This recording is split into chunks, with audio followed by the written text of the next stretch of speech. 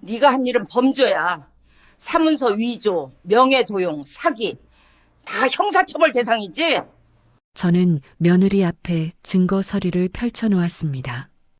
27년 동안 숨겨온 비밀이 드디어 세상 밖으로 나오는 순간이었죠. 며느리 지아의 얼굴이 하얗게 질려가는 모습을 보며 저는 깨달았습니다. 이 순간을 위해 제가 얼마나 오래 참아왔는지를요. 하지만 이 이야기는 여기서 시작된 게 아닙니다.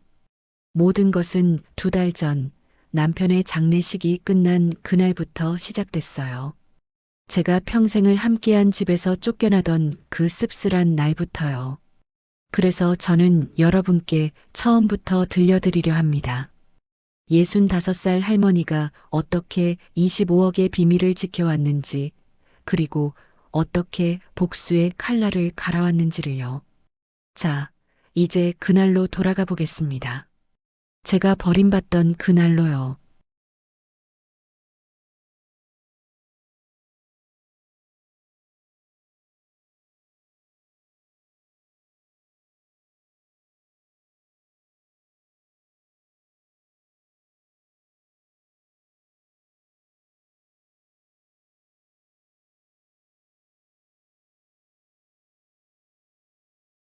상갓집 입구에 검은 리본이 흔들렸습니다. 11월 말의 차가운 바람이 그 리본을 꺾을 듯 흔들어댔죠. 저는 그 리본을 보며 남편이 정말 이 세상 사람이 아니라는 걸 실감했습니다. 42년을 함께 살았던 사람이 단 사흘 만에 이렇게 떠나버렸어요. 장례식장 안은 조문객들로 북적였습니다. 하지만 제 옆자리는 계속 비어 있었죠. 사람들은 제 앞을 지나가면서도 고개만 까딱했을 뿐 앉지 않았습니다. 마치 전염병 환자 옆자리처럼요. 몇몇은 제 눈을 마주치지도 않았어요. 고개를 돌리거나 핸드폰을 들여다보는 척했죠. 아들 도윤은 입구에서 조문객들을 맞느라 바빴습니다. 얼굴은 침통했지만 눈빛은 피곤함으로 가득했어요. 가끔 며느리 지아와 눈을 마주칠 때면 무언가 신호를 주고받는 것 같았습니다. 지아는 상주 바로 옆에 서서 손님들에게 음료를 권했어요. 검은 원피스를 입은 그녀는 슬픔보다는 차라리 지친 표정이었죠. 어쩌면 짜증에 가까웠는지도 모릅니다. 유일하게 저를 붙잡아 준 건 손녀 유나였습니다. 9살짜리 아이는 제 무릎에 얼굴을 묻고 훌쩍였어요. 할머니, 할아버지 어디 갔어요? 유나야, 할아버지는 하늘나라 가셨어. 아프지 않은 곳으로 가신 거야. 그 말을 하면서 제 목소리가 떨렸습니다. 유나의 따뜻한 손이 제 손을 꽉 쥐었어요. 그 순간만큼은 제가 이 집안에서 필요한 사람처럼 느껴졌죠. 장례식이 끝난 건 오후 4시쯤이었습니다. 마지막 조문객이 문을 나서자 도윤이 제게 다가왔어요. 그의 얼굴에는 결심한 듯한 표정이 어려 있었습니다. 엄마, 잠깐 얘기 좀 할 수 있을까요? 저는 고개를 끄덕였습니다. 도윤은 장례식장 구석 소파로 저를 안내했어요. 지아도 따라왔죠. 그녀는 팔짱을 낀 채 서 있었습니다. 엄마, 이제 아버지도 안 계시잖아요. 혼자 사는 게 외롭지 않으시겠어요? 도윤의 목소리는 부드러웠지만 눈빛은 단호했습니다. 무슨 소리니? 우리 집이 있는데 뭐가 외로워? 엄마, 저희가 엄마를 모시기엔 집이 좀 좁아요. 유나도 크고 있고 엄마 방까지 따로 마련하기가 어렵죠. 지아가 끼어들었습니다. 어머니, 요즘은 혼자 사시는 어르신들이 많아요. 오히려 자유롭게 지낼 수 있잖아요. 저희도 주말마다 찾아뵙고요. 그녀의 입가에는 억지로 만든 미소가 걸려 있었습니다. 저는 그 미소 뒤에 숨은 진심을 읽을 수 있었어요. 내가 집을 나가길 바라는 거구나. 지금 당장 가슴이 철렁 내려앉았습니다. 하지만 저는 침착하게 물었죠. 그래서 어디로 가라는 거니? 저희가 알아본 곳이 있어요. 역 근처 원룸인데 깨끗하고 관리도 잘 돼요. 지아가 가방에서 전단지를 꺼냈습니다. 임대 아파트 광고지였어요. 반지하 7평, 보증금 500만 원. 제 눈앞에 그 종이가 펼쳐졌을 때 손이 떨렸습니다. 42년을 함께 살았던 집에서 쫓겨나는 기분이었습니다. 남편의 장례식이 끝나기가 무섭게 짐을 싸라는 말이나 다름없었죠. 알겠다. 내가 알아서 할게. 제 목소리는 생각보다 차분했습니다. 도윤은 놀란 듯 저를 쳐다봤어요. 엄마, 화난 거 아니시죠? 화는 무슨. 너희가 편하게 살아야지. 저는 일어서서 장례식장을 나왔습니다. 뒤에서 지아가 도윤에게 뭔가 속삭이는 소리가 들렸어요.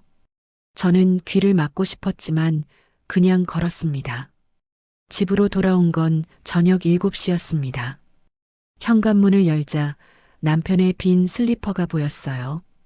거실에는 장례식 화환에서 가져온 국화향이 아직 남아 있었죠. 저는 침실로 들어가 옷장을 열었습니다. 40년 넘게 쓴 옷장이었습니다. 서랍마다 추억이 가득했어요. 도윤이 어릴 적 입던 옷, 남편이 좋아하던 넥타이, 제가 시장에서 장사할 때 입던 앞치마, 하나하나 손에 쥘 때마다 목이 메었습니다. 이틀 후 저는 짐을 싸기 시작했습니다. 큰 박스 4개에 옷가지와 생필품을 담았어요. 거실 장롱 위에 놓인 낡은 액자를 내릴 때는 손이 멈췄습니다. 도윤이 초등학교 입학식 날 찍은 사진이었죠. 그때 도윤은 제 손을 꼭 잡고 웃고 있었어요. 저는 그 액자를 박스에 넣지 않았습니다. 거실 탁자 위에 그대로 두었죠. 누군가 이 사진을 보고 기억해 주길 바라면서요. 부엌에서 설거지를 하던 지아가 슬그머니 들어왔습니다. 어머니, 짐 정리 다 되셨어요. 거의 다 됐어. 짐이 생각보다 적네요. 제 인생이 박스 4개에 담긴다는 게 슬펐습니다. 지아는 제 표정을 살피더니 다시 부엌으로 갔어요. 저는 침대에 앉아 숨을 고르려고 했습니다. 그때 지아의 목소리가 들렸어요. 부엌에서 통화하는 소리였죠. 응, 정리만 하면 끝나. 이틀 안에 다 나가실 거야. 상대방이 뭐라고 하는지는 들리지 않았습니다. 걱정 마. 어차피 갈 데도 없으시잖아. 우리가 알아본 원룸으로 가실 거야. 지아의 목소리는 낮았지만 단호했습니다. 저는 문틈 사이로 그녀의 뒷모습을 봤어요.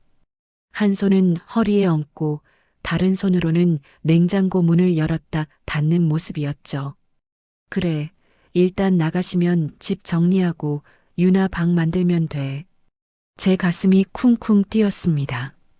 지아는 제가 나가기만을 기다리고 있었던 거예요.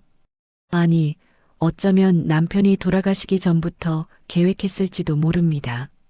저는 조용히 침실 문을 닫았습니다. 그리고 옷장 깊숙한 곳에 숨겨둔 낡은 서류 봉투를 꺼냈어요. 그 안에는 아무도 모르는 제 비밀이 담겨 있었습니다. 오래전 남편이 아프기 시작했을 때부터 저는 준비해 왔습니다. 만약의 경우를 대비해서요. 하지만 이렇게 빨리 그날이 올 줄은 몰랐죠. 저는 서류를 다시 봉투에 넣고 가방 깊숙이 숨겼습니다. 그리고 거울을 봤어요. 65살 할머니의 얼굴이 그곳에 있었습니다. 주름진 얼굴, 흰머리, 처진 어깨. 하지만 눈빛만큼은 달랐어요. 이제 내가 결정할 차례야. 마지막 날 아침, 도윤이 차를 가지고 왔습니다. 짐을 싣는 동안 유나가 제 치마를 붙잡았어요. 할머니, 가지 마요. 유나야, 할머니는 할머니 집으로 가는 거야. 괜찮아. 싫어요. 할머니랑 같이 있고 싶어요. 유나의 눈에서 눈물이 주르르 흘러내렸습니다. 저는 아이를 꼭 안아줬어요. 따뜻한 체온이 느껴졌죠. 지아가 유나를 떼어냈습니다. 유나야, 할머니 바쁘셔. 나중에 놀러 가자. 그녀의 목소리는 부드러웠지만 소나기는 강했습니다. 유나는 울면서 집 안으로 끌려 들어갔어요. 차가 출발했습니다. 백미러로 보이는 집은 점점 작아졌어요. 40년 넘게 살았던 곳이었습니다. 그곳에서 도윤을 낳고 길렀고 남편과 함께 늙어갔죠. 이제 그 집은 제 것이 아니었습니다. 도윤은 운전하는 내내 말이 없었습니다. 신호등 앞에서 멈춰 섰을 때 저는 그의 옆 얼굴을 봤어요. 턱선이 굳어 있었고 눈가에 힘이 들어가 있었죠. 엄마, 나중에 자주 뵈러 갈게요. 그래, 그래라. 제 대답도 짧았습니다. 더 이상 할 말이 없었어요. 원룸 앞에 도착했을 때 도윤은 짐을 내려주고 바로 떠났습니다. 한번 돌아보지도 않았어요. 저는 그 뒷모습을 보며 깨달았습니다. 나는 이제 이 가족에게 짐일 뿐이구나. 하지만 동시에 다른 생각도 들었습니다. 이제 시작이야. 내가 준비한 것들을 꺼낼 시간이 왔어. 저는 가방 속 서류 봉투를 만져봤습니다. 그 안에는 수십 년간 모아온 비밀이 들어 있었어요. 아무도 모르는 저의 또 다른 얼굴이 담겨 있었죠. 문을 열고 원룸 안으로 들어갔습니다. 좁고 어두운 방이었지만 저는 웃음이 났어요. 지아, 너는 아직 모르겠지. 내가 무엇을 건드렸는지. 원룸 안은 곰팡이 냄새가 났습니다. 벽지는 여기저기 들뜬 채로 말려 있었고 창문 틈새로는 찬바람이 새어 들어왔어요. 저는 박스를 바닥에 내려놓고 작은 부엌을 살펴봤습니다. 싱크대에는 녹물 자국이 남아 있었고 가스레인지는 오래되어 손잡이가 헐거웠죠. 하지만 저는 짐을 풀 생각이 없었습니다. 이곳은 제가 살 곳이 아니었으니까요. 다음 날 아침 저는 근처 부동산을 찾아갔습니다. 좁은 사무실에는 담배 냄새가 배어 있었어요. 중개인은 50대쯤 돼 보이는 남자였습니다. 그는 저를 위아래로 훑어보더니 시큰둥한 표정으로 물었어요. 어떤 집 찾으세요? 역 근처에 깨끗한 원룸 있나요? 예산은 어느 정도 되십니까? 500 정도요. 그는 컴퓨터를 대충 뒤적이다가 전단지 몇 장을 건넸습니다. 반지하, 옥탑방, 다세대 주택 1층. 모두 낡고 좁은 곳들이었어요. 이 정도면 괜찮으실 겁니다. 어르신 혼자 사시기엔 충분하죠. 그의 말투에는 동정심보다는 무관심이 묻어 있었습니다. 저를 돈 없는 노인으로 본 거예요. 자식한테 버림받아갈 곳 없는 할머니쯤으로 생각했겠죠. 저는 전단지를 받아들고 고개를 끄덕였습니다. 알겠습니다. 생각해 볼게요. 부동산 문을 나서며 저는 웃음이 나왔어요. 사람들이 저를 어떻게 보는지 이제야 확실히 알았습니다. 가난한 노인, 의지할 곳 없는 할머니, 동정받아야 할 존재. 하지만 그들은 몰랐죠. 제 가방 속에 무엇이 들어있는지. 원룸으로 돌아와 저는 문을 잠그고 커튼을 쳤습니다. 그리고 가방을 열었어요. 옷가지 사이에 숨겨둔 낡은 서류 봉투가 나왔습니다. 저는 떨리는 손으로 그것을 꺼냈죠. 봉투 안에는 여러 장의 종이가 들어 있었습니다. 상가 등기권리증 3장, 은행 통장 2권, 그리고 계약서 뭉치. 저는 하나씩 펼쳐서 확인했어요. 첫 번째 등기권리증은 1998년에 작성된 것이었습니다. 동대문 시장 근처 상가 2층, 15평. 두 번째는 2005년 같은 상가 건물 3층, 20평. 세 번째는 2012년 바로 옆 건물 1층, 30평. 저는 서류를 보며 그때 그 시절을 떠올렸습니다. 35살 때였습니다. 도윤이 초등학교에 막 입학했을 무렵이에요. 남편은 회사에서 박봉을 받으며 일했고 저는 시장에서 옷 장사를 시작했죠. 새벽 5시면 일어나 시장으로 갔습니다. 무거운 옷 보따리를 들고 좁은 골목을 걸었어요. 처음에는 좌판을 깔고 팔았습니다. 손님이 오면 무릎 꿇고 옷을 펼쳐 보였죠. 비가 오면 비닐을 덮고 눈이 오면 손이 얼어붙었어요. 하지만 저는 포기하지 않았습니다. 돈을 모으기 시작한 건 그로부터 3년 후였습니다. 매일 3만 원씩, 5만 원씩 모았어요. 통장에 찍히는 숫자를 보며 희망을 품었죠. 언젠가는 내 가게를 가질 수 있을 거라고 믿었습니다. 그러던 어느 날 시장 상인의 모임에서 한 아저씨를 만났습니다. 김상도라는 분이었어요. 그분은 부동산에 대해 잘 아는 사람이었죠. 언니, 지금 이 시장 주변 상가 사놓으면 나중에 대박이에요. 무슨 소리예요? 제가 무슨 돈으로 상가를 사요? 지금은 싸요. 조금씩 모아서 대출받아서 사세요. 나중에 이 동네 다 개발돼요. 저는 반신반의했습니다. 하지만 그분의 말이 계속 귓가에 맴돌았어요. 2개월 후 저는 첫 상가를 샀습니다. 15평짜리 작은 공간이었어요. 대출을 일부 받았고 제가 모은 돈을 보태서 계약했죠. 등기권리증을 받던 날 손이 떨렸습니다. 남편에게는 말하지 않았습니다. 왜냐하면 남편은 투자를 싫어했거든요. 안정적인 것만 좋아하는 사람이었죠. 만약 알았다면 반대했을 겁니다. 저는 그 상가를 임대 주고 월세를 받았습니다. 한 달에 50만 원. 그 돈으로 다시 저축했어요. 그리고 7년 후 두 번째 상가를 샀습니다. 이번에는 20평짜리였죠. 시간이 흐르면서 상가값은 올랐습니다. 제가 산 가격의 2배, 3배가 되었어요. 저는 세 번째 상가까지 샀습니다. 30평짜리 넓은 공간이었죠. 모두 제 명의였습니다. 남편도 아들도 며느리도 모르는 비밀이었어요. 저는 서류를 다시 봉투에 넣으며 한숨을 쉬었습니다. 27년 동안 지켜온 비밀이었어요. 왜 말하지 않았냐고요. 처음에는 남편이 반대할까봐 숨겼습니다. 그러다 보니 점점 말할 시기를 놓쳤죠. 그리고 지아가 들어온 후부터는 일부러 숨겼습니다. 지아를 처음 만난 건 10년 전이었습니다. 도윤이 결혼하겠다며 데려왔을 때 저는 좋았어요. 예쁘고 똑똑해 보이는 아가씨였죠. 하지만 결혼하고 1년쯤 지나면서 달라지기 시작했습니다. 처음에는 작은 것들이었어요.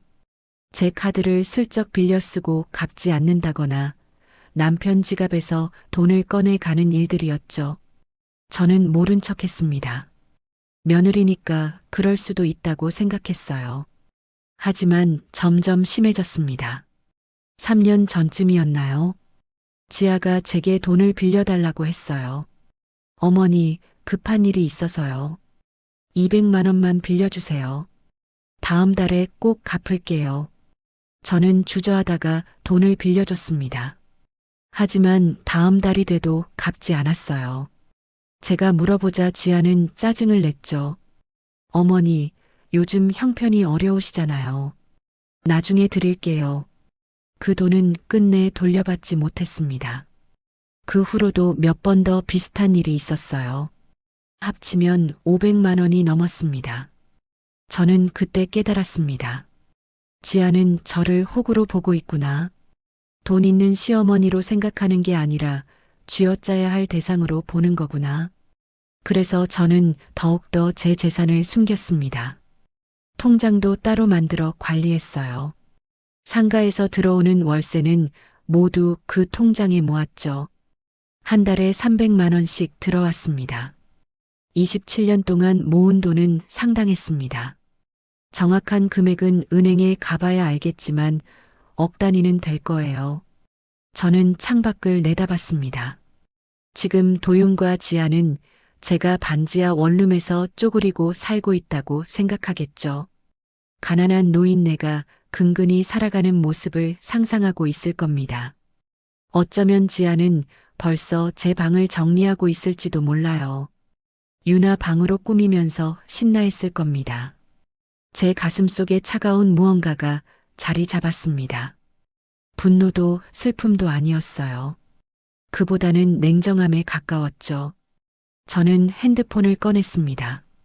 연락처를 뒤지다가 한 번호를 찾았어요. 김상도 아저씨의 번호였습니다.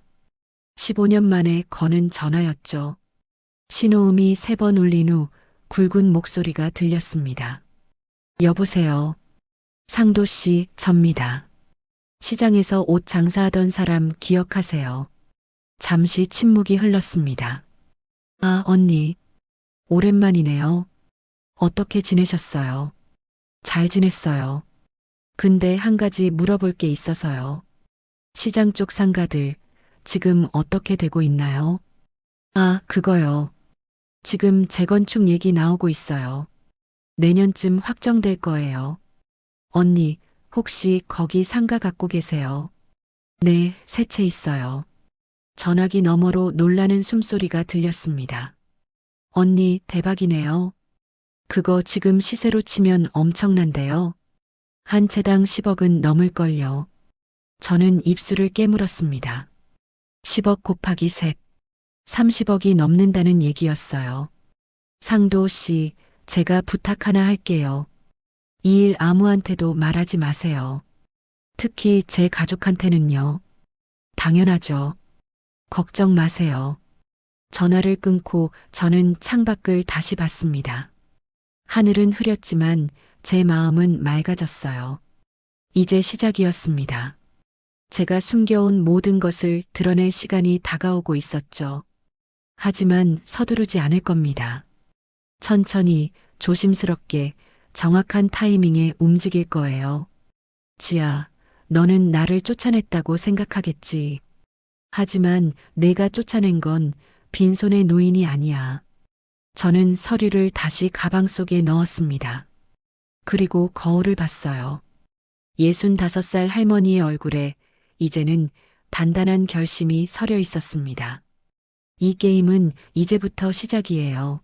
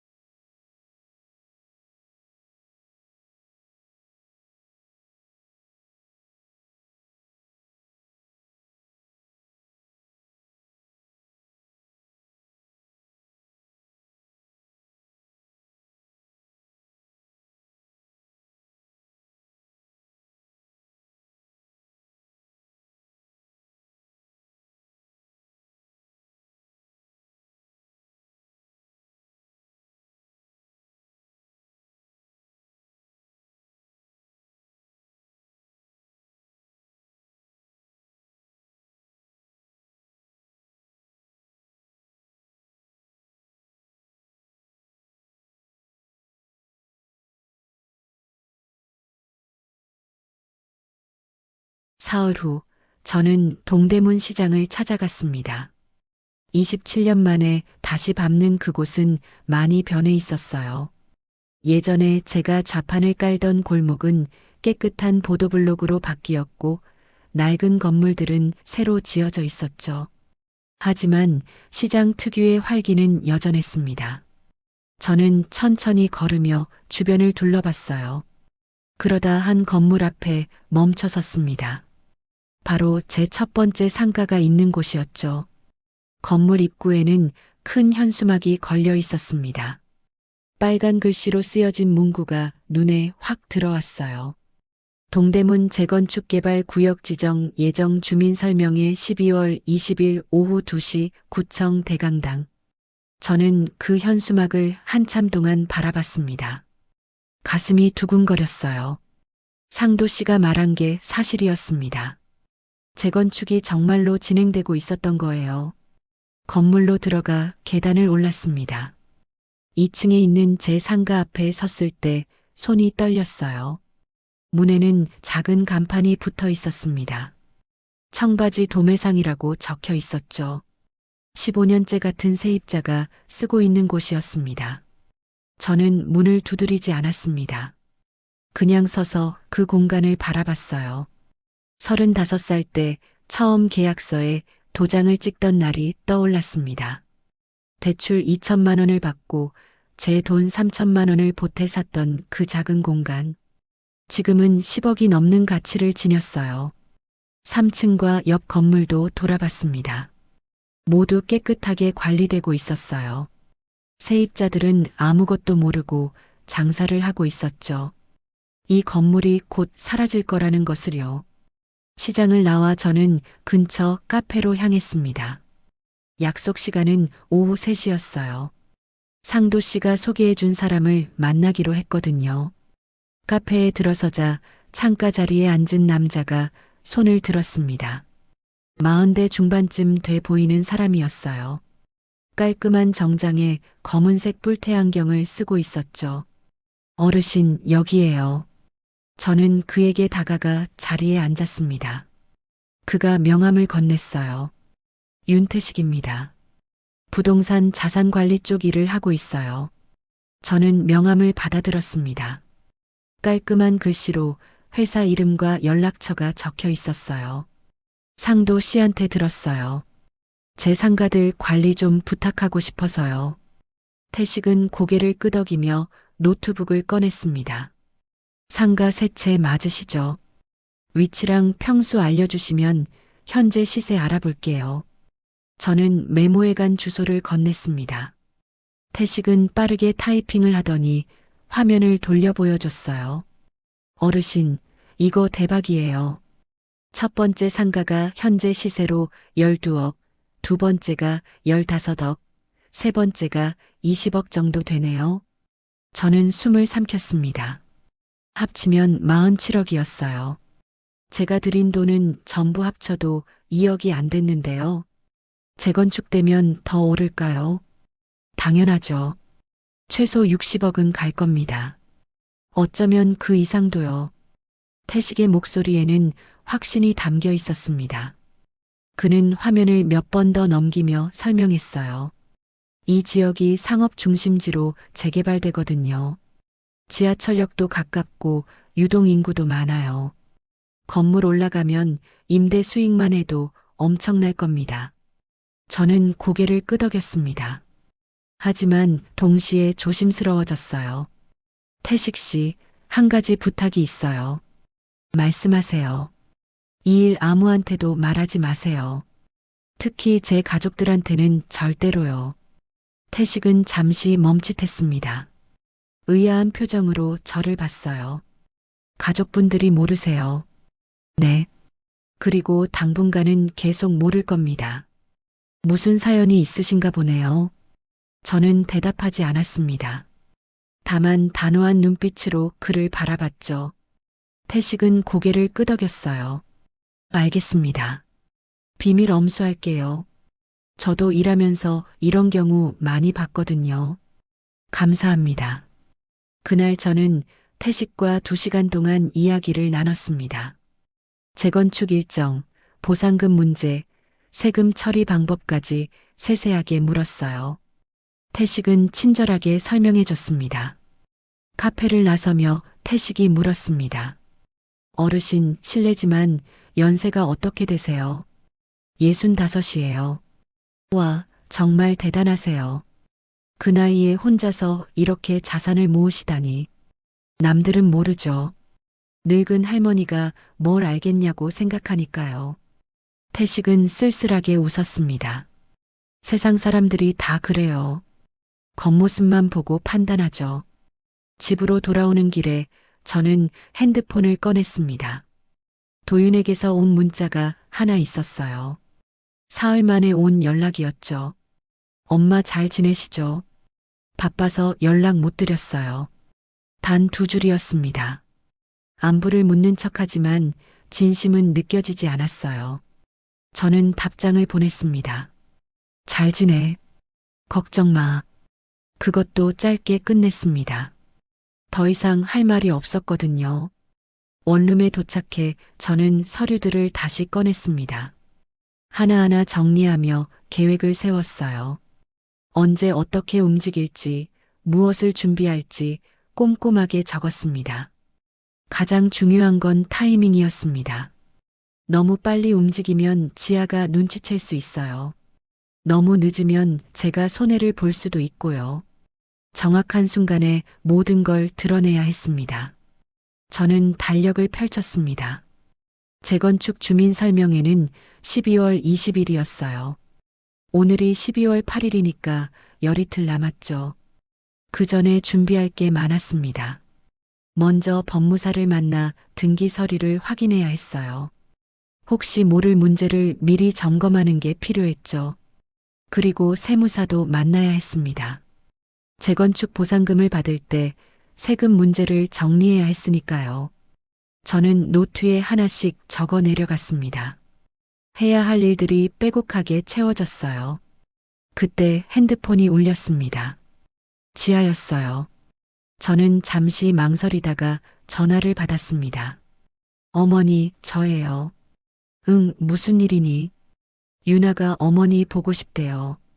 이번 주말에 한번 오실 수 있으세요? 저는 달력을 봤습니다. 주말은 12월 13일과 14일이었어요. 그래, 토요일에 갈게. 좋아요.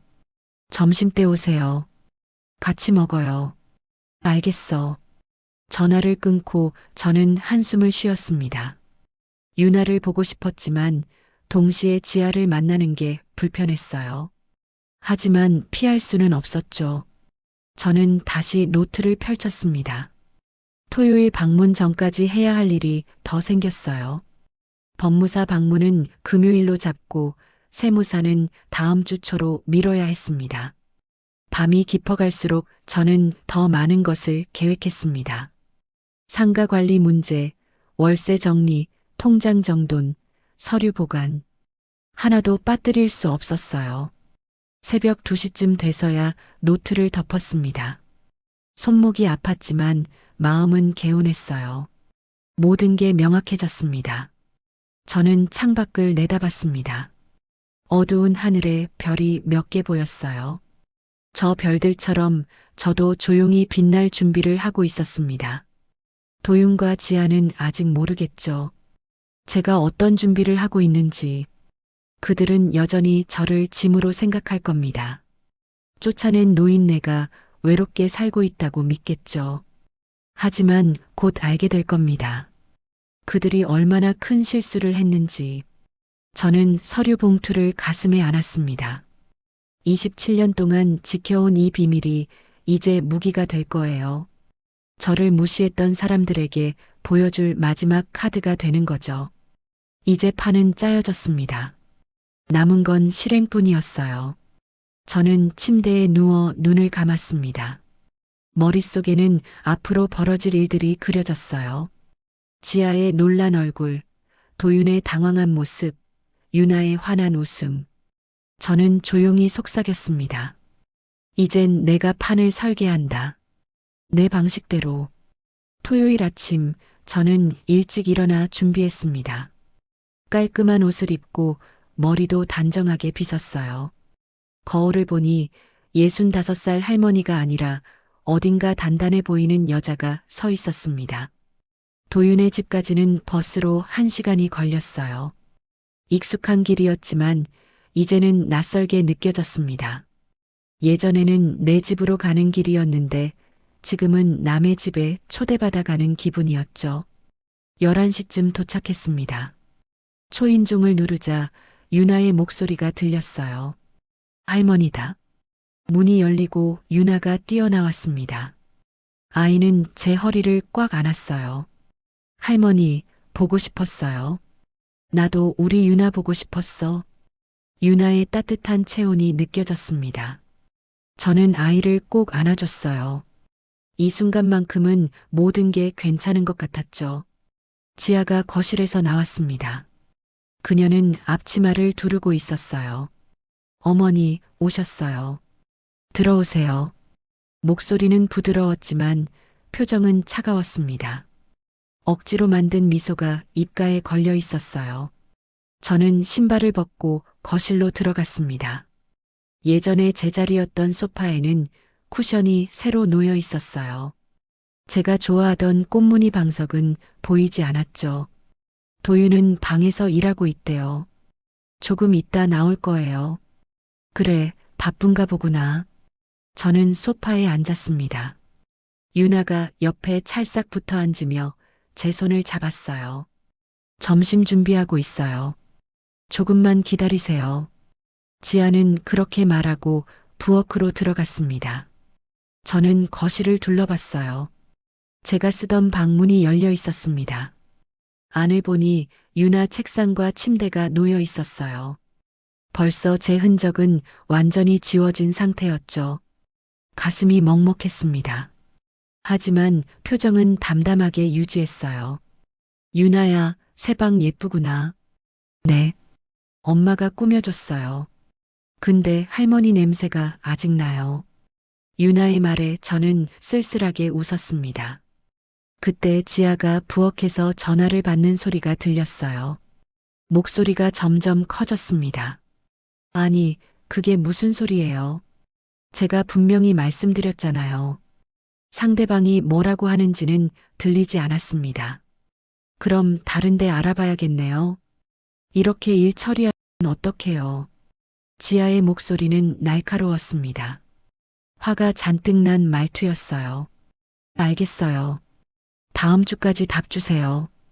그때까지 안 되면 저도 다른 방법 찾을 거예요. 전화가 끊어졌습니다. 잠시 후 지아가 나왔어요. 얼굴이 굳어 있었죠. 무슨 일 있니? 아니에요. 아무것도 아니에요. 지아는 억지로 웃으며 다시 부엌으로 들어갔습니다. 하지만 저는 느낄 수 있었어요. 뭔가 문제가 있다는 걸요. 점심시간이 됐습니다. 도윤이 방에서 나와 식탁에 앉았어요. 그의 얼굴은 피곤해 보였습니다. 엄마, 잘 지내셨어요?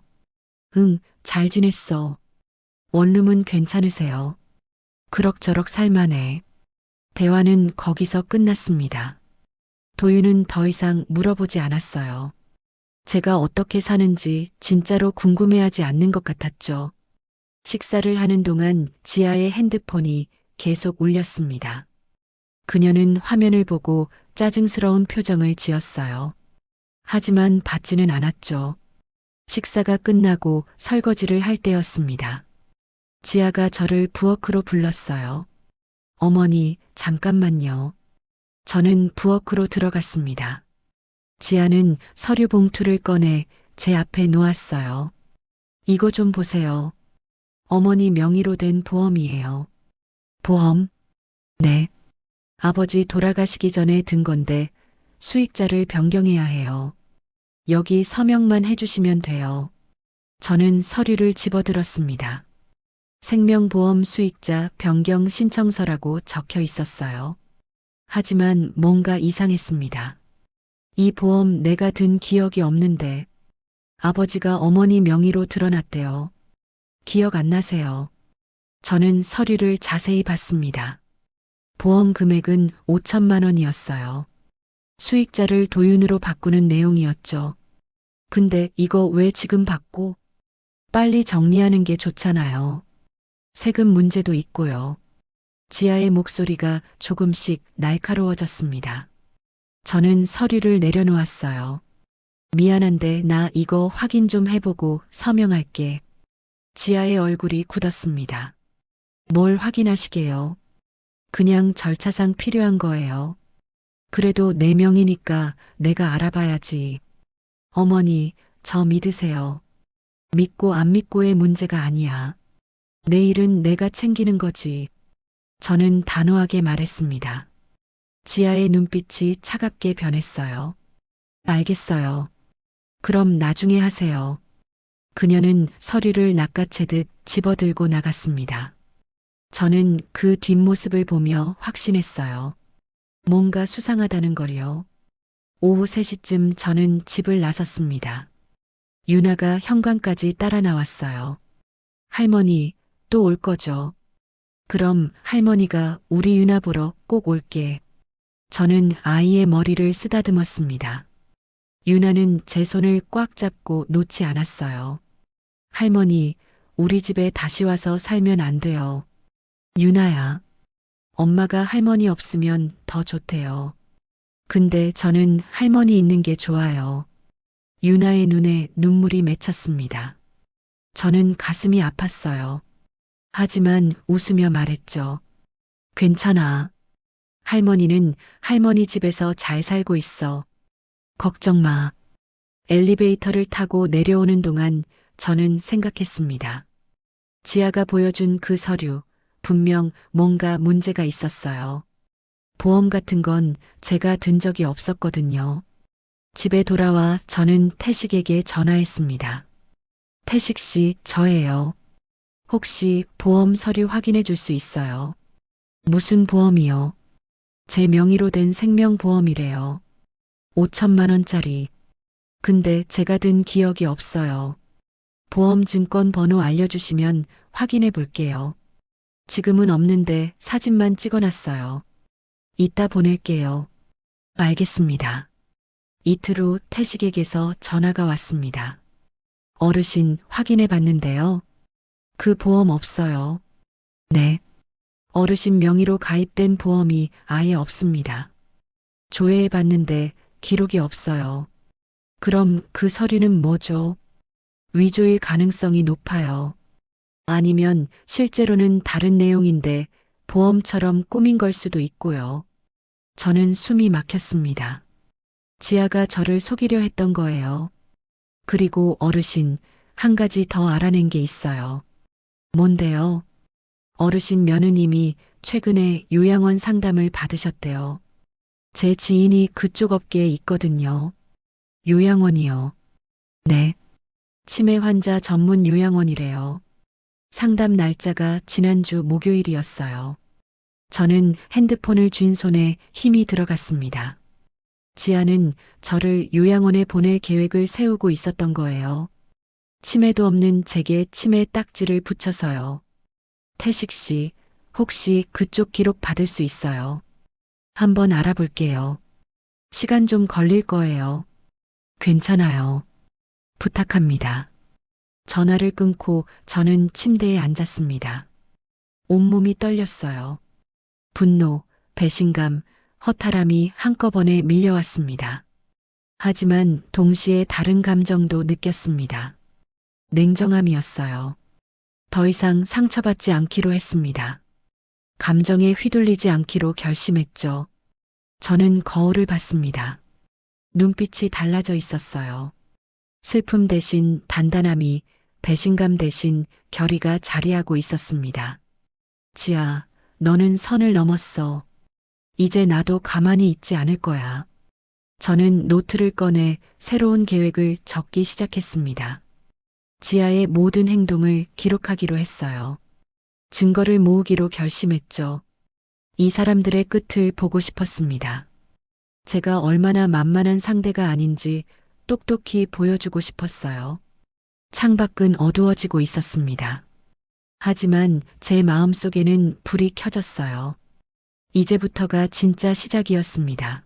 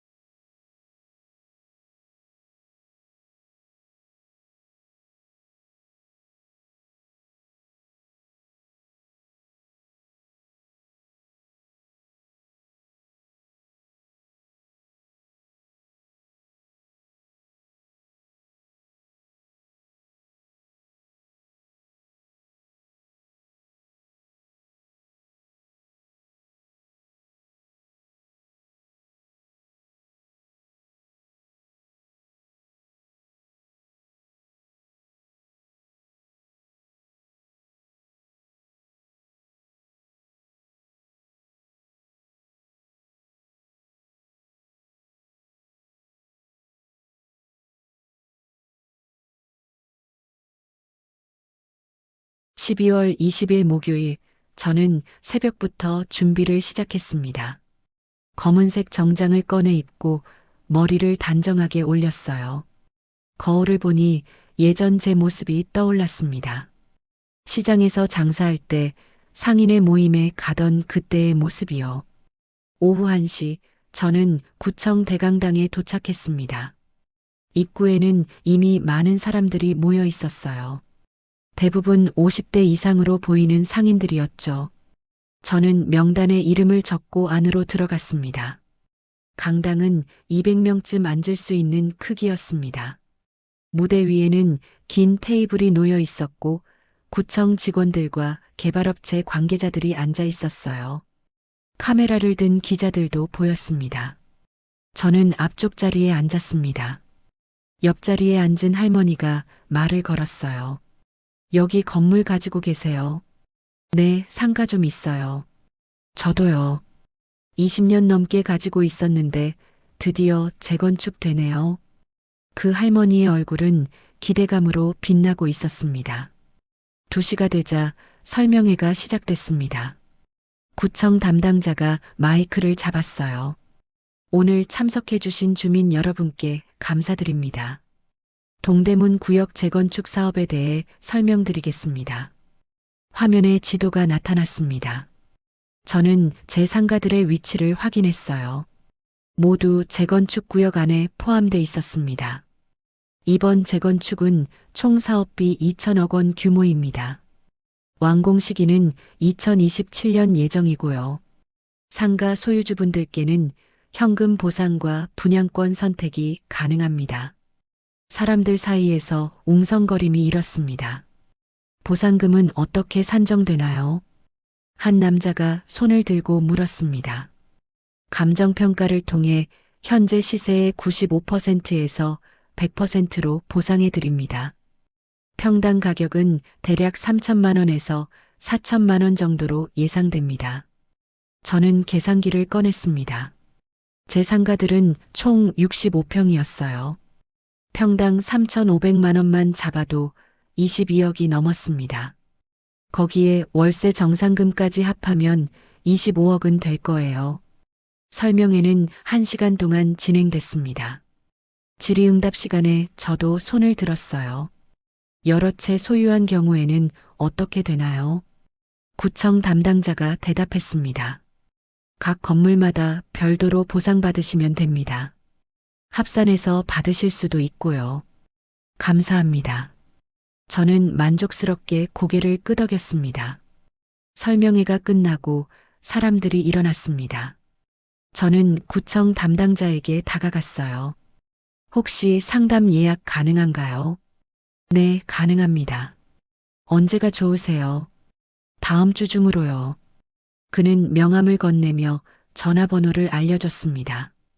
강당을 나서는데 태식이 입구에서 기다리고 있었습니다. 어르신, 어떠셨어요? 생각보다 좋더라. 내년 초에 정식 계약 들어간대. 잘 됐네요. 축하드려요. 우리는 근처 카페로 걸어갔습니다. 길을 걷는데 뒤에서 누군가 부르는 소리가 들렸어요. 어머니. 돌아보니 지아가 서 있었습니다. 그녀는 놀란 표정으로 저를 바라봤어요. 어머니, 여기 웬일이세요? 볼일이 있어서 왔지. 무슨 볼일이요? 지아의 목소리에는 의심이 묻어 있었습니다. 저는 태식을 슬쩍 쳐다봤어요. 친구 만나러 왔어. 오랜만에 보는 친구. 아, 그러세요. 지아는 제 옆에 선 태식을 위아래로 훑어봤습니다. 태식은 자연스럽게 웃으며 인사했어요. 안녕하세요. 지아는 대답 없이 다시 저를 봤습니다. 그런데 구청 대강당에서 뭐 하셨어요? 친구가 여기서 일해서 잠깐 들렀지. 거짓말이었습니다. 하지만 저는 담담하게 말했어요. 그렇구나. 저는 근처에 일이 있어서 지나가다가 어머니 보고 깜짝 놀랐어요. 너도 바쁘구나. 네, 그럼 저는 갈게요. 지아는 한 번 더 저를 쳐다보고는 돌아섰습니다. 하지만 몇 걸음 가다가 뒤를 돌아보더라고요. 의심하는 눈빛이었습니다. 카페에 앉아 태식이 물었습니다. 며느님이시죠? 응, 방금 그 사람이야. 의심하는 것 같던데요. 그래야 재미있지. 저는 커피를 홀짝였습니다. 사실 지아를 만난 건 우연이었어요. 하지만 나쁘지 않았습니다. 오히려 좋았죠. 이제부터 지아는 궁금해할 겁니다. 제가 왜 구청에 있었는지, 옆에 있던 남자는 누구인지, 그 의심이 커질수록 지아는 초조해질 거예요. 태식이 서류 가방을 열었습니다. 어르신, 제가 준비한 자료 있어요. 투자 미팅 때 쓸 건데 보여드릴게요. 투자 미팅? 네. 재건축 관련해서 투자자들 모임이 있거든요. 거기 한번 가보시는 게 어때요? 저는 고개를 끄덕였습니다. 좋아. 가볼게. 사흘 후, 저는 태식과 함께 호텔 회의실에 갔습니다. 작은 규모의 모임이었어요. 10명 남짓 모여 있었죠. 대부분 사업가처럼 보이는 사람들이었습니다. 태식이 저를 소개했습니다. 동대문 지역에 상가 여러 채 소유하고 계신 분이에요. 사람들의 시선이 저에게 쏠렸습니다. 한 남자가 물었어요. 몇 채나 가지고 계세요? 3채요. 오, 그럼 보상금이 상당하시겠네요. 저는 애매하게 웃었습니다. 모임이 끝나고 명함을 열어 장받았습니다. 사람들은 저를 동등한 투자자로 대했어요. 가난한 노인이 아니라 자산가로 봤죠. 집으로 돌아오는 길에 태식이 말했습니다. 어르신, 이제 준비 다 된 거예요. 내년 초에 정식 계약하시면 돼요. 고마워요, 태식 씨. 도움 많이 받았어요. 별 말씀을요. 그런데 며느님한테는 언제 말씀하실 거예요? 아직은 아니야. 조금 더 기다려야 해. 저는 창밖을 바라봤습니다. 지아는 지금쯤 저를 조사하고 있을 거예요. 구청에서 본 게 계속 마음에 걸릴 테니까요. 예상대로였습니다. 사흘 후 도윤에게서 전화가 왔어요. 엄마, 잠깐 통화할 수 있어요? 그래, 무슨 일인데? 엄마 요즘 뭐 하세요? 도윤의 목소리는 조심스러웠습니다. 그냥 집에서 지내지. 왜? 지아가 그러는데 구청에서 봤대요. 응, 친구 만나러 갔었어. 무슨 친구요? 옛날에 시장에서 알던 친구. 오랜만에 만났지. 아, 그렇구나. 근데 엄마 돈은 괜찮으세요? 생활비 부족하진 않으시고. 괜찮아. 연금도 나오고 저축해둔 것도 좀 있어. 거짓말이었습니다. 저는 연금도 거의 없었고 저축도 별로 없었어요. 하지만 그렇게 말했습니다. 그럼 다행이네요. 뭐 필요한 거 있으면 말씀하세요. 알았어. 전화를 끊고 저는 웃음이 났습니다. 지아가 도윤을 시켜 저를 떠본 거예요. 제 경제 상태가 궁금했던 거죠. 이틀 후 지아에게서 직접 전화가 왔습니다. 어머니, 저예요. 응, 무슨 일이니? 어머니 혹시 돈 빌리신 거 없으세요? 갑작스러운 질문이었습니다. 무슨 소리야? 아니, 그냥 혹시 사채 같은 거 쓰시는 거 아닌가 해서요. 요즘 노인분들 타겟으로 사기치는 사람들 많잖아요. 걱정 마. 나 그런 거 안 해. 그럼 다행이에요. 저희가 걱정돼서요. 지아의 목소리는 상냥했지만 속마음은 달랐을 겁니다. 제가 어디서 돈을 구하는지, 무슨 일을 하는지 캐고 싶었던 거죠. 저는 그날 저녁 노트를 꺼내 적었습니다. 지아의 의심 시작됨. 전화로 경제 상태 확인 시도. 이제 본격적으로 나를 조사할 것. 창밖은 어두웠습니다. 하지만 제 마음은 밝았어요. 게임이 시작됐습니다. 지아는 저를 쫓기 시작했고 저는 그 뒤를 지켜보며 움직일 거예요. 나를 이용하려던 사람들이 이제는 거꾸로 제 손바닥 위에서 놀고 있었습니다. 이 느낌이 나쁘지 않았어요. 저는 달력에 동그라미를 쳤습니다. 내년 1월 15일. 재건축 계약 예정일이었죠. 그날이 오면 모든 게 드러날 겁니다. 그때까지는 조용히 준비하면 됐습니다. 지아가 아무리 뒤를 캐도 찾지 못할 거예요. 27년 동안 완벽하게 숨겨온 비밀이니까요. 저는 서류 봉투를 꺼내 등기권리증을 한 장씩 펼쳤습니다.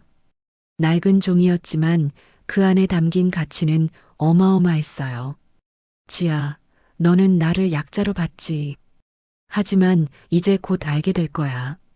내가 누구를 건드렸는지. 12월 27일 아침, 지아에게서 전화가 왔습니다. 어머니, 오늘 시간 되세요.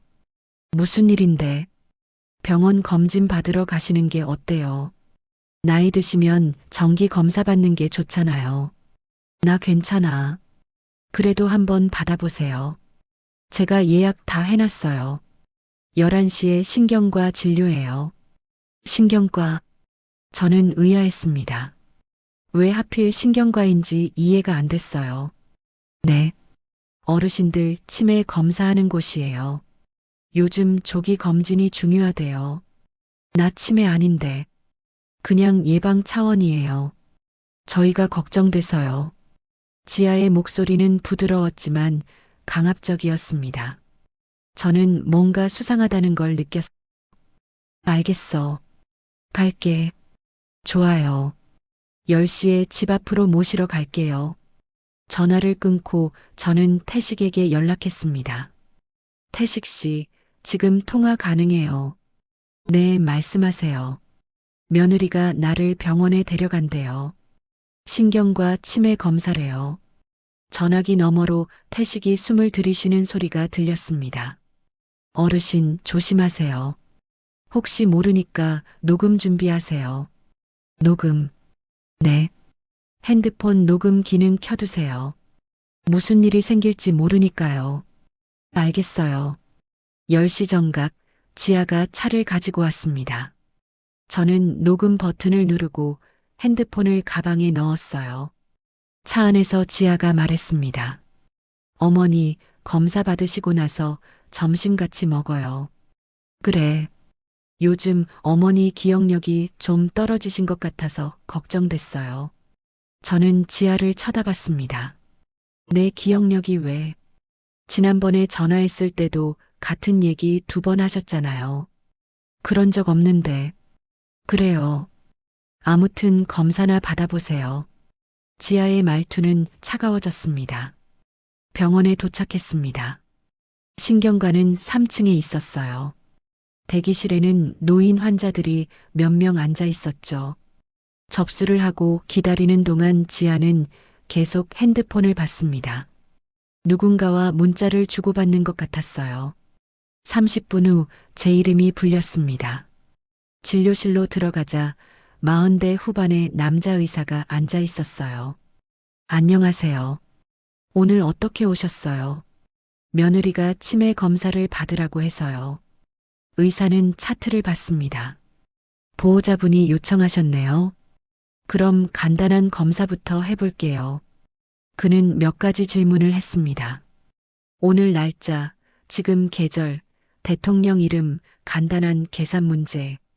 저는 모두 정확하게 대답했어요. 의사는 고개를 가웃거렸습니다. 전혀 문제 없으신 것 같은데요.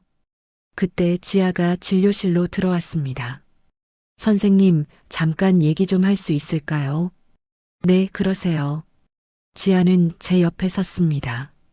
어머니가 요즘 이상해요. 같은 말을 반복하시고 약속도 자꾸 잊으세요. 거짓말이었습니다. 저는 그런 적이 없었어요. 혹시 구체적인 예를 들어주실 수 있나요? 지난주에도 점심 약속을 까먹으셨어요. 그리고 손녀 이름도 헷갈려 하시고 의사는 저를 봤습니다. 손녀분 이름이 어떻게 되세요? 유나요. 기억하시네요. 당연히 기억하죠. 내 손녀인데. 의사는 다시 지아를 봤습니다. 보호자분, 솔직히 말씀드리면 이분은 전혀 치매가 아닙니다. 인지 기능이 또래 평균보다 오히려 좋으세요. 지아의 얼굴이 굳었습니다. 그래도 정밀 검사를 받아보는 게 좋지 않을까요? 필요 없을 것 같은데요. 증상이 없으시니까요. 선생님, 제가 보기엔 분명 문제가 있어요. 진단서 써주실 수 있나요? 의사의 표정이 딱딱해졌습니다.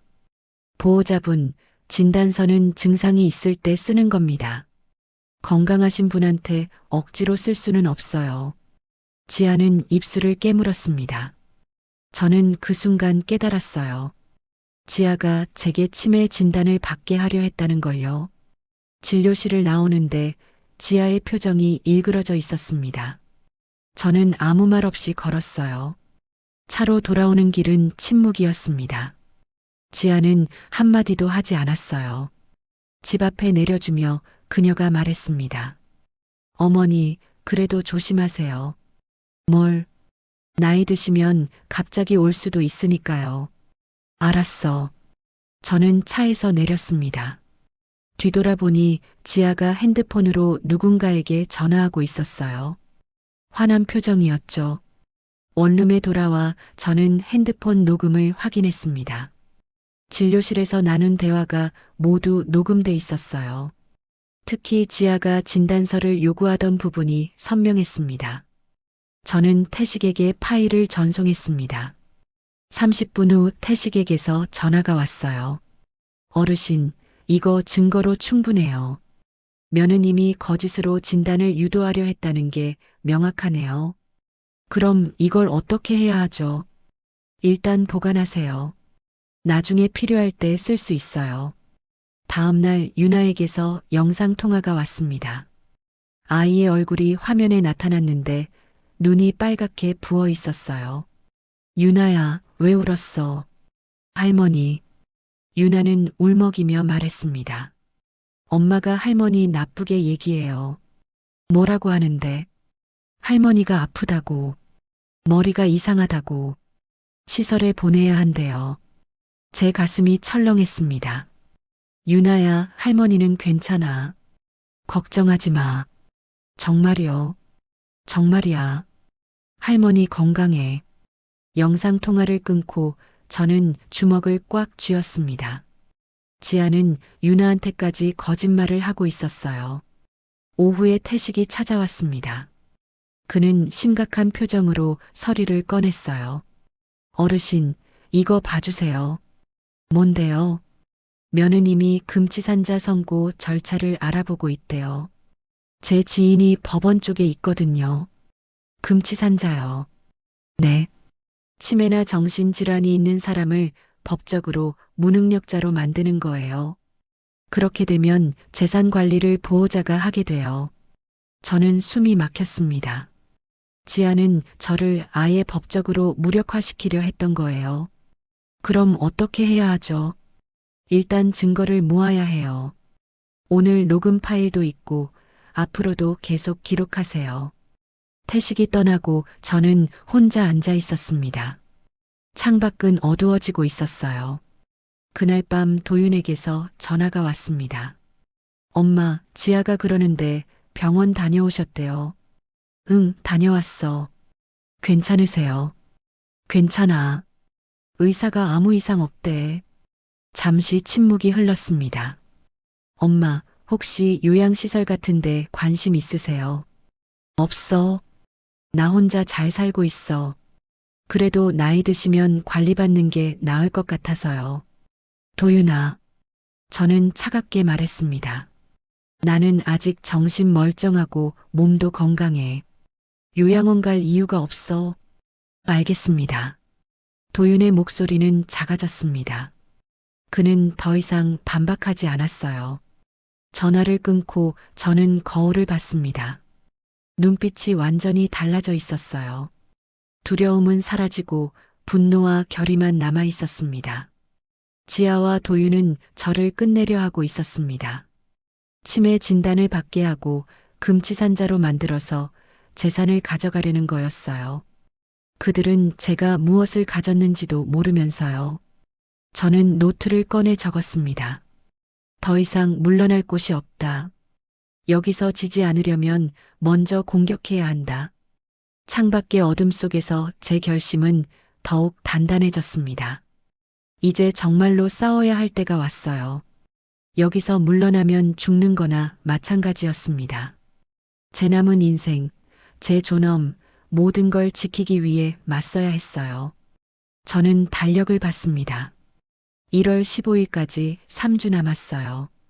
그날까지 모든 준비를 끝내야 했습니다. 지아, 너는 아직 모르지. 내가 건드린 게 어떤 사람인지 곧 알게 될 거야.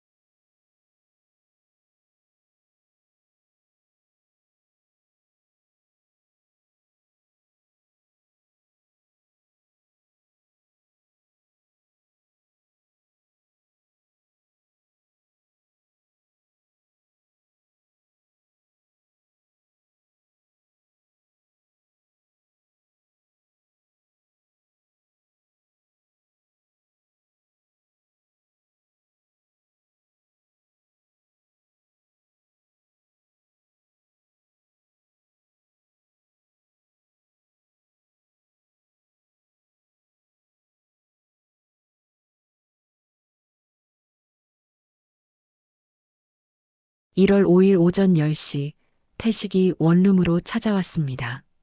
그는 두툼한 파일 봉투를 들고 있었어요.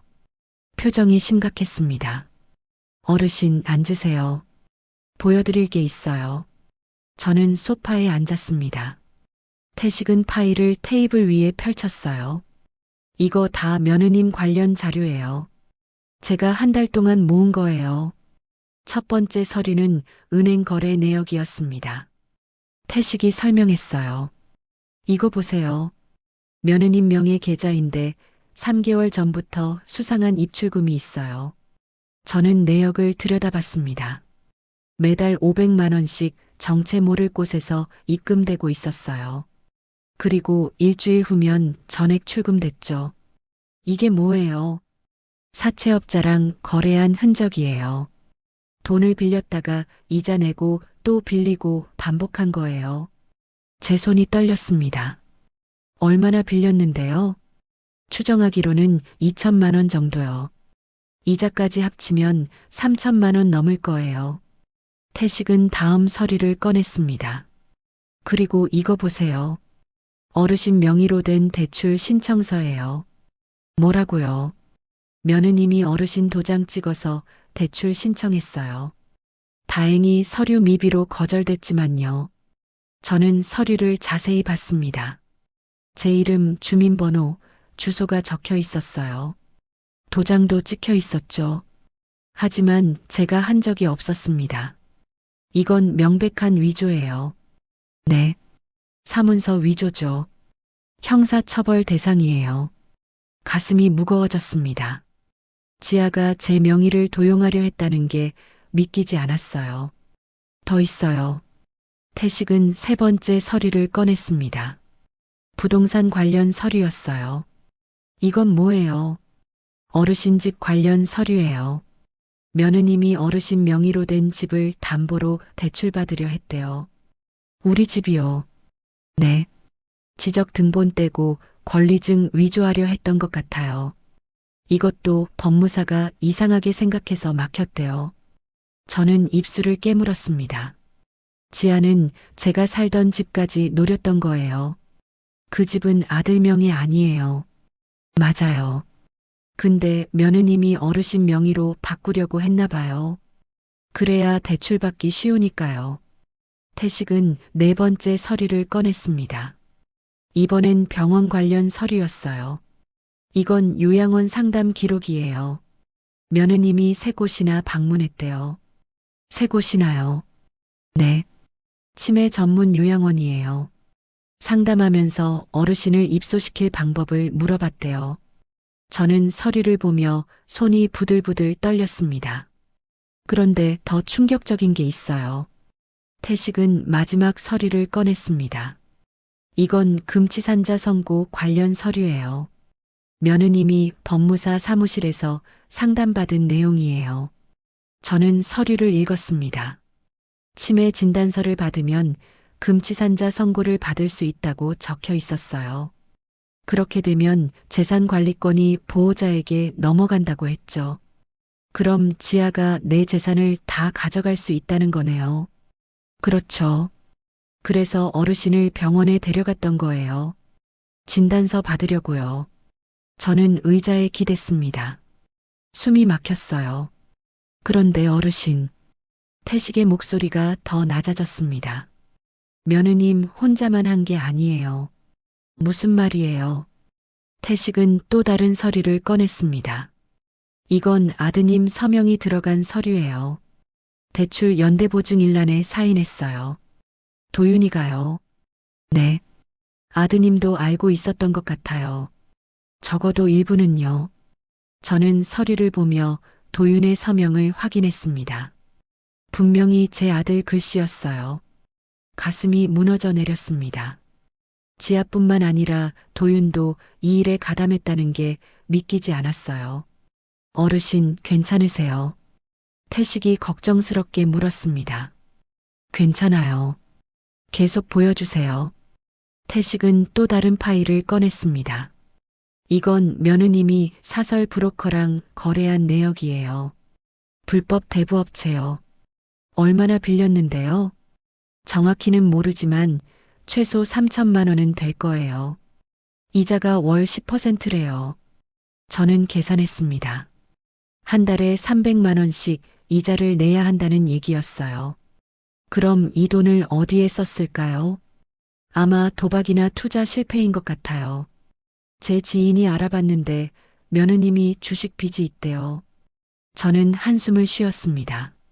지아는 돈에 쪼들려 있었고 그래서 제게 손을 뻗친 거였어요. 태식은 모든 서류를 정리했습니다. 어르신, 이 증거들로 충분해요. 사문서 위조, 사기, 명예 도용 다 입증 가능해요. 그럼 이제 어떻게 해야 하죠? 경찰에 고소하셔도 되고 변호사 선임해서 민사소송하셔도 돼요. 저는 생각에 잠겼습니다. 아니에요. 그 전에 할 일이 있어요. 뭔데요? 1월 15일이죠. 재건축 계약 날이요. 네. 그날 다 보여줄 거예요. 내가 가진 것, 지아가 한 짓, 모든 걸요. 태식은 고개를 끄덕였습니다. 알겠습니다. 제가 도와드릴게요. 우리는 2시간 동안 계획을 짰습니다. 어떻게 증거를 제시할지, 누구를 불러야 할지, 어떤 순서로 말할지 모두 정했어요. 태식이 떠나고 저는 혼자 남았습니다. 창밖은 흐렸지만 제 마음은 맑았어요. 모든 증거가 손에 있었습니다. 지아가 저지른 범죄들, 도윤의 방조, 모두 문서로 남아 있었죠. 저는 거울을 봤습니다. 65살 할머니의 얼굴이 아니었어요. 싸움을 준비하는 전사의 얼굴이었죠. 지난 한 달이 주마등처럼 스쳐갔습니다. 장례식장에서 집을 나오던 날, 반지하 원룸에 짐을 풀던 순간, 재건축 설명회에 참석했던 오후, 병원에서 치매 검사를 받던 날, 모든 순간이 저를 여기까지 데려왔어요. 이제 열흘 남았습니다. 1월 15일이 오면 모든 게 끝날 거예요. 아니, 시작될 거예요. 제 진짜 인생이요. 저는 서류 봉투를 가슴에 안았습니다. 27년 동안 모아온 비밀이 이제 무기가 됐어요. 쟤를 무시하고 이용하려 했던 사람들에게 보여줄 마지막 카드였죠. 밤이 깊어갔습니다. 하지만 저는 잠들 수 없었어요. 너무 많은 생각이 머릿속을 맴돌았습니다. 도윤에 대한 실망감도 컸습니다. 제 아들이 저를 배신했다는 사실이 가장 아팠어요. 하지만 동시에 단단해졌습니다. 이제 물러설 곳이 없었으니까요. 저는 노트를 펼쳤습니다. 1월 15일 계획을 다시 한번 정리했어요.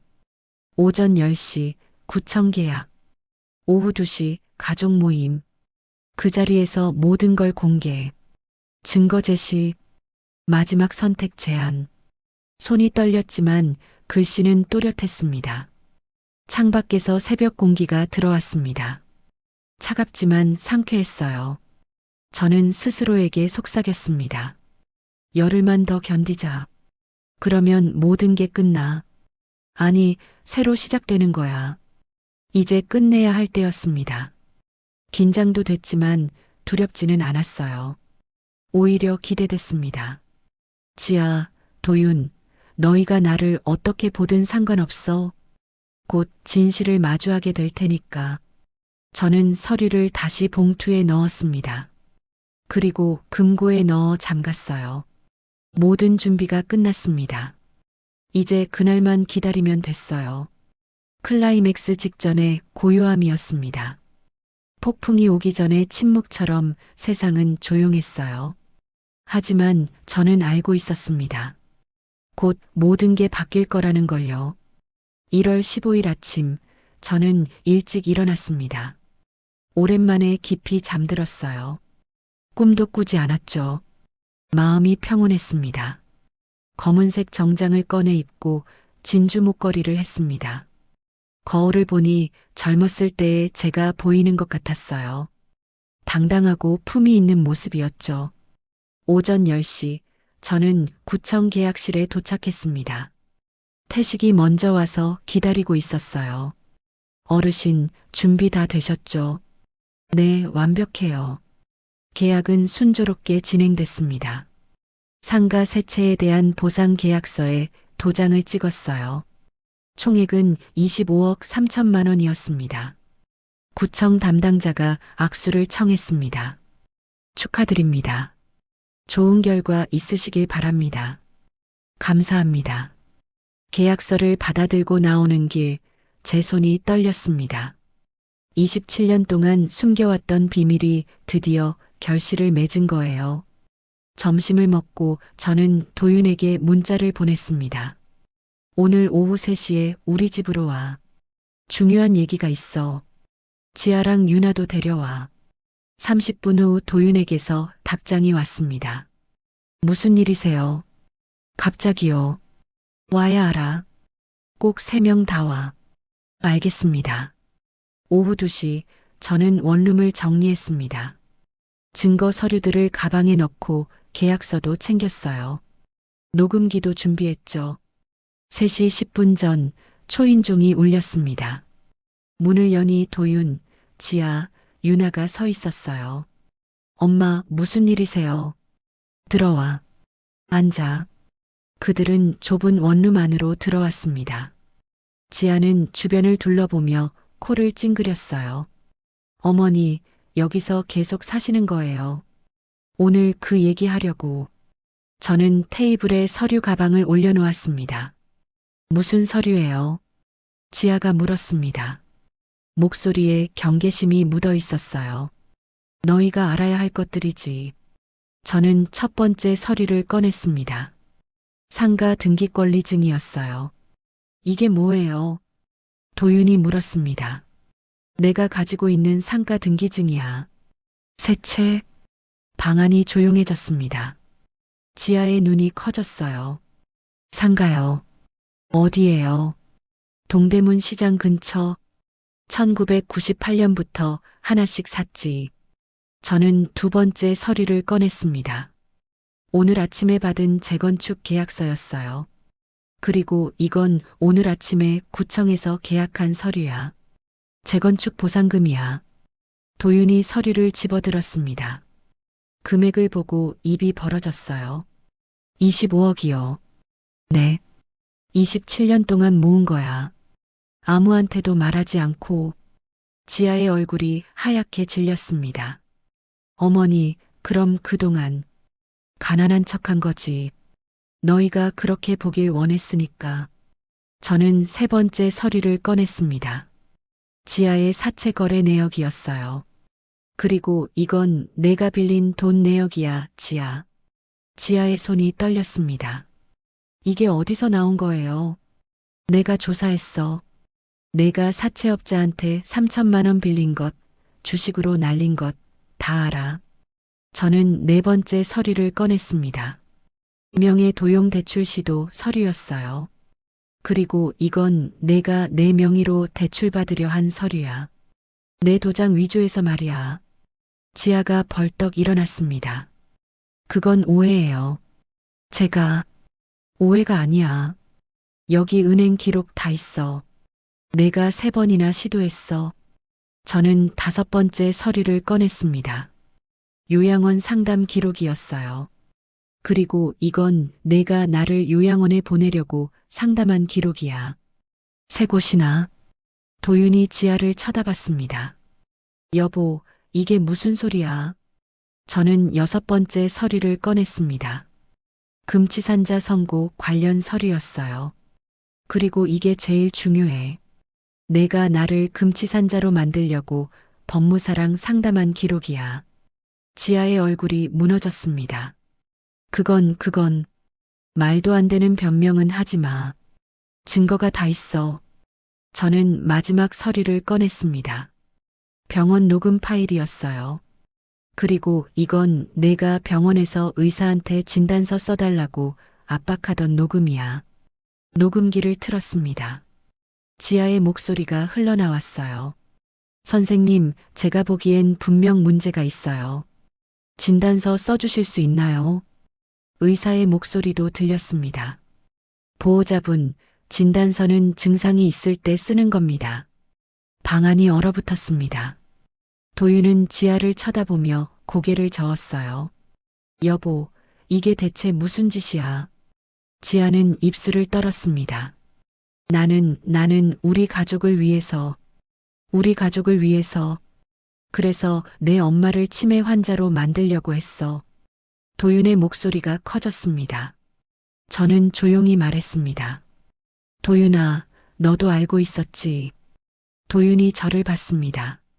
눈빛이 흔들렸어요. 저는 서류를 하나 더 꺼냈습니다. 도윤의 서명이 있는 대출 서류였어요.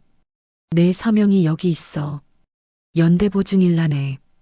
도윤은 서류를 보고 얼굴이 창백해졌습니다. 엄마, 저는 그게 어떤 서류인지 몰랐어요. 모르긴. 내가 사인했잖아. 지아가 저한테 급한 일이라고. 그럼 지아가 하자는 대로 다 했단 말이지. 내 엄마를 확인도 안 하고. 도윤은 바닥을 봤습니다. 유나가 소파 구석에서 울고 있었습니다. 저는 아이에게 다가갔어요. 유나야, 괜찮아. 할머니, 저는 몰랐어요. 엄마가 이런 짓 하는 줄. 알아.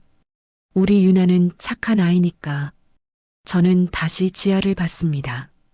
지아, 내가 한 일은 범죄야. 사문서 위조, 명예도용, 사기. 다 형사처벌 대상이지. 지아는 무릎을 꿇었습니다. 어머니, 죄송해요. 정말 죄송해요. 제가 잘못했어요. 이제 와서 빌어봤자 소용없어. 제발 한 번만 용서해 주세요. 다시는 안 그럴게요. 지아는 울기 시작했습니다. 하지만 저는 흔들리지 않았어요.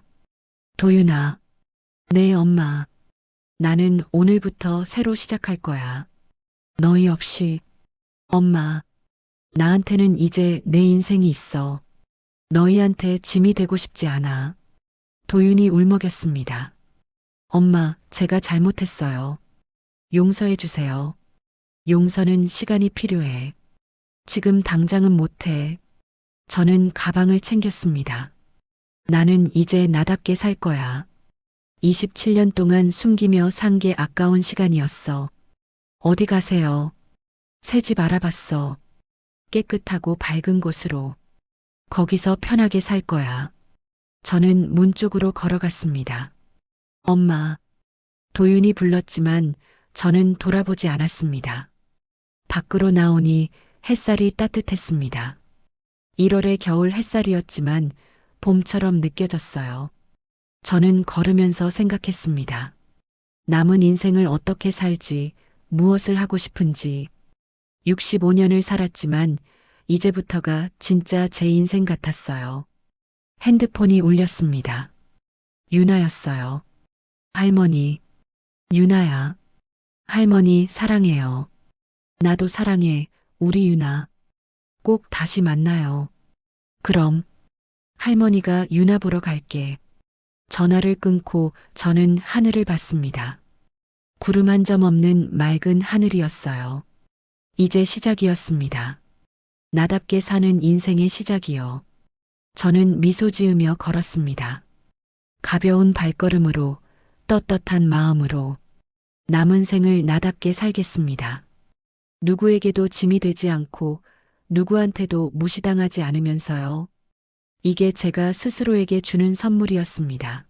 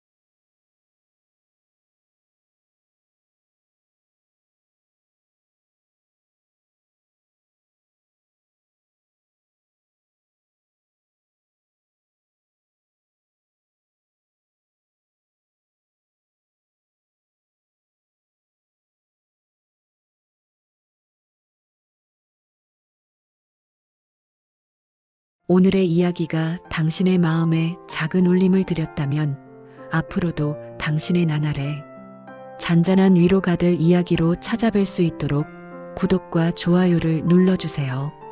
그리고 사연의 주인공을 위한 따뜻한 말씀도 댓글로 부탁드립니다. 당신의 오늘도 늘 행복하길 응원합니다. 인생사연통이었습니다.